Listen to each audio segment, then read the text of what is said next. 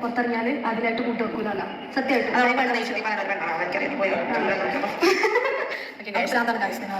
ആദില നമ്മുടെ അനുമോളെക്കുറിച്ച് പറഞ്ഞത് കേട്ടോ.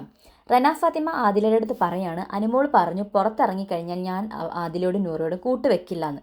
അപ്പോൾ ആദില പറയാണ്, അവൾ അങ്ങനെ പലതും പറയും, അവൾ ദേഷ്യം വന്നുകൊണ്ട് പറഞ്ഞതാണ്, അവൾ അങ്ങനെയൊന്നും ചെയ്യില്ല, അവൾ എന്നോട് മിണ്ടും, അവൾക്ക് ഭ്രാന്താണ് എന്നുള്ള രീതിയിൽ തമാശയ്ക്ക് പറയാണ്. ആക്ച്വലി എല്ലാം കഴിഞ്ഞിട്ട് പുറത്തിറങ്ങിക്കഴിഞ്ഞപ്പോൾ ആദിലയ്ക്ക് മനസ്സിലായി പുറത്ത് എന്താണ് നടന്നത്, പുറത്ത് എന്താണ് സംഭവിച്ചത് എന്നുള്ളത് കൃത്യമായിട്ട് ആദിലയ്ക്ക് മനസ്സിലായി. ശൈത്യയുടെ സ്വഭാവവും പിൻസിയുടെ സ്വഭാവവും അവിടെ കാണിച്ച സകല കാര്യങ്ങളും നല്ല വൃത്തിക്ക് ആദിലയ്ക്ക് മനസ്സിലായിട്ടുണ്ട്.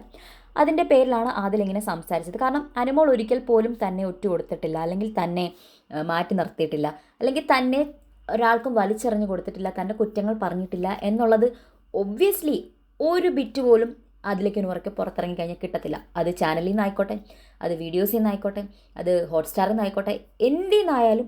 ഇവൻ ഇപ്പോൾ അവർ ലൈവ് ഫുള്ള് ഇവർ റെക്കോർഡ് ചെയ്ത് വെച്ചിട്ട് ആരെങ്കിലും കൊടുത്താൽ പോലും അനുമോൾ ആദിലെ നൂറേനെ കുറിച്ച് കുറ്റം പറയുന്നത് ഇവർക്ക് കിട്ടത്തില്ല. അത് 100% ഷുവറാണ്. നേരിട്ട് ലാസ്റ്റ് മൊമെൻറ്റിൽ ഫൈനൽ ഫൈവിൽ വന്നതിൻ്റെ അഹങ്കാരമല്ലേന്നും അങ്ങനെയൊക്കെ ചോദിച്ചിട്ടുണ്ട്. അത് അനുമോൾ അവിടെ വെച്ച് തന്നെ ക്ലാരിഫൈ ചെയ്തത്. അത് അനുമോളുടെ PR-നെ കുറിച്ച് പറഞ്ഞതുകൊണ്ടാണ് അങ്ങനെ ചെയ്തത്.